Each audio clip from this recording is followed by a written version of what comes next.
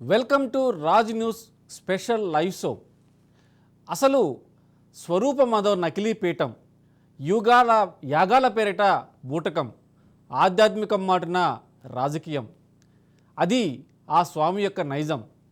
ఒక స్వామీజీ భూకబ్జాలు, పైరవీలు, సెటిల్మెంట్లు అంటూ ఆయన ఆధ్యాత్మిక వ్యాపారులు ఇన్నాళ్ళు చేశాడు. ఒకప్పుడేమో జగన్ వెంట ఉండి, ఇప్పుడు అది ధర్మమాట విషాదం విశాఖలో శారదాపీఠం ఆయన చేస్తున్న అరాచకాలు, అక్రమాలు ఒకటి కాదు, రెండు కాదు, తొవ్వే కొద్దీ బయట పడుతూనే ఉన్నాయి. గతంలో స్వామీజీ వెంట తిరిగిన మాజీ సీఎం, ఇప్పుడేమో చంద్రబాబు బేష్ అంటున్న స్వామీజీ. మరి అసలు స్వామీజీలకు రాజకీయాలు ఎందుకు? చంద్రబాబుని ఏదో కొత్తగా పొగుడుతున్నాను అనుకోవద్దు. అప్పుడు ముఖ్యమంత్రి అయినప్పుడు కూడా చంద్రబాబు గెలవాలని రాజమండ్రిలో చాలా పెద్ద సభలు పెట్టి సాధువులందరినీ పిలిచి మురళీమోహన్ గెలిపించడానికి సాయశక్తిలా ప్రయత్నం చేశాను. అప్పుడు గెలవాలని, గెలిచినప్పుడు నేనే స్టేట్మెంట్ ఇచ్చా, చంద్రబాబు గెలవడం చాలా సంతోషం, ఎవరితోటి మాకు విభేదాలు ఉండవు, మేము స్వాములం, పీఠాధిపతులం, ధర్మం కోసమే పోరాడతాం. కానీ ఈరోజు ప్రెస్ మీట్ పెట్టింది ఎవరికి భయపడి కాదు, వాస్తవాలు తెలుసుకోకుండా ఎవరెవరో కొత్తగా వచ్చిన వాళ్ళతో చేరి ఏదేదో తప్పుడు అభిప్రాయాలు వాళ్ళు చెబుతారని. ఎప్పుడూ స్వరూపానంద స్వామివారు ఒకలాగే ఉంటారు. చంద్రబాబు అంటే మాకు చాలా గౌరవం. రాజకీయ నాయకుల్లో ఆయనే ఇప్పుడు పెద్దవాడు.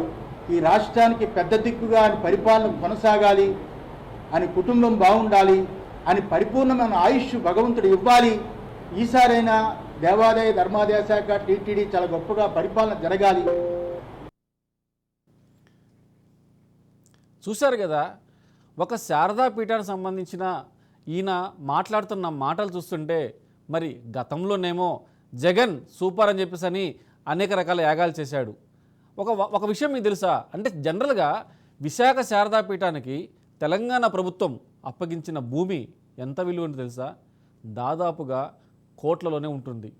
మరి శారదా పీఠం ఏమైతే ఉందో ఈ ట్రస్టుకు తెలంగాణ సర్కార్ 2 ఎకరాల భూమి కేటాయించింది.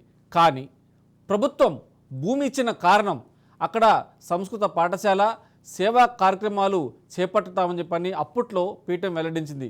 మరి హైదరాబాద్ శివారులోని గండిపేట మండలం కోకాపేట సర్వే నంబర్ 239, 240లో ఈ భూమిని అప్పట్లో కేటాయించింది.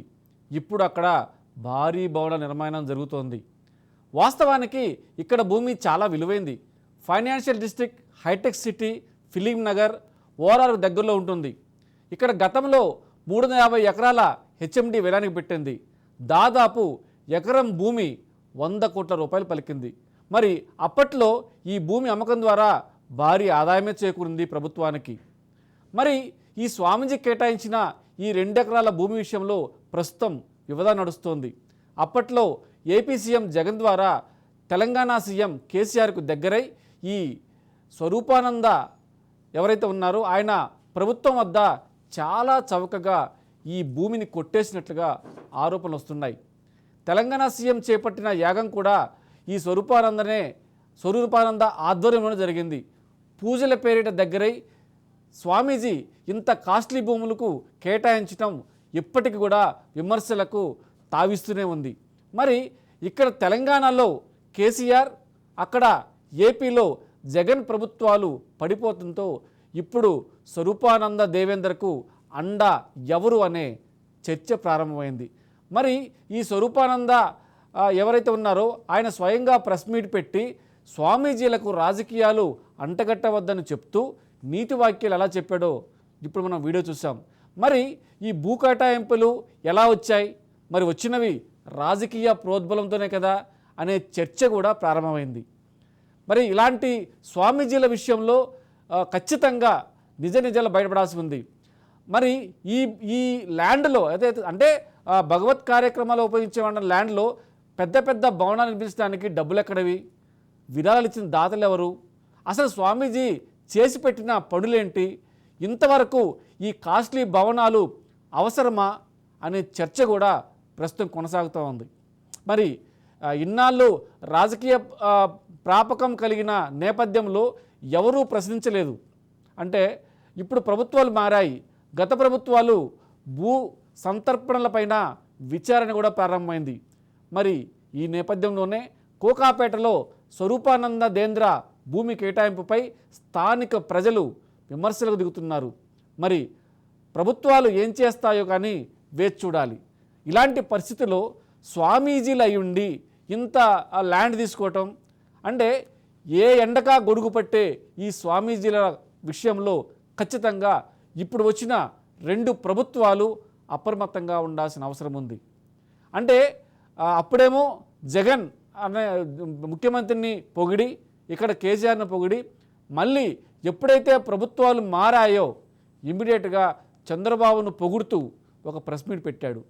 మరి ఈ స్వామీజీ యొక్క అసలు రూపం ఏంటి? ఖచ్చితంగా దీని మీద దృష్టి పెట్టాల్సిన అవసరం ఉంది. నిజంగా యాగాలు చేసే స్వామీజీలు వాళ్ళు నిష్ఠతో నిబద్ధతతో ఉంటారు, వాళ్లకు రాజకీయాలు పట్టవు. మరి ఈ స్వామీజీకి ఆయన ఒక రాజకీయ నాయకుడా స్వామీజీనా అంటే ఖచ్చితంగా ఆయనలో 2 షేడ్లు కనిపిస్తాయి. మరి ఇలాంటి స్వామీజీల వ్యవహారంలో మాత్రం రాజ్ న్యూస్ ప్రత్యేకంగా ఫోకస్ పెట్టింది. మరి ఆయనకు సంబంధించిన గతం తాలూకు చీకటి కోణాలు వెలుగులోకి పెట్టాలని చెప్పేసి కూడా మేము దీని మీద దుశ్చారించాం. ఎస్, నిజం ఎప్పటికైనా నిజమే. అంటే గతంలో మీరు ఎవరైతే ఉన్నారో స్వామీజీ గారు, ఆయన చెప్పిందల్లా జరిగింది, అప్పుడు ప్రభుత్వాలు నమ్మాయి. కానీ ఇప్పుడు వచ్చిన ప్రభుత్వాలు తెలంగాణలో అయితే మాత్రం కాంగ్రెస్ ప్రభుత్వం నికార్సైన ప్రభుత్వం, నిజాయితీ గల ప్రభుత్వం, ఇక మీ ఆటలు సాగవు. అందుకే ఈ విషయాన్ని అంటే ప్రజలకు చెందాల్సిన భూములు ఏమైతే ఉన్నాయో ఈ అప్పనంగా స్వామీజీలకు అప్పగించారు కాబట్టి ఈ ల్యాండ్ మీద కట్టిన భవనాల మీద విచారణ జరిపించాలి. ఖచ్చితంగా అవసరమైతే ప్రభుత్వాలు స్వాధీనం చేసుకోవాలని చెప్పేసి అన్న విషయం మీదనే రాజ్ న్యూస్ ఫోకస్ పెట్టింది.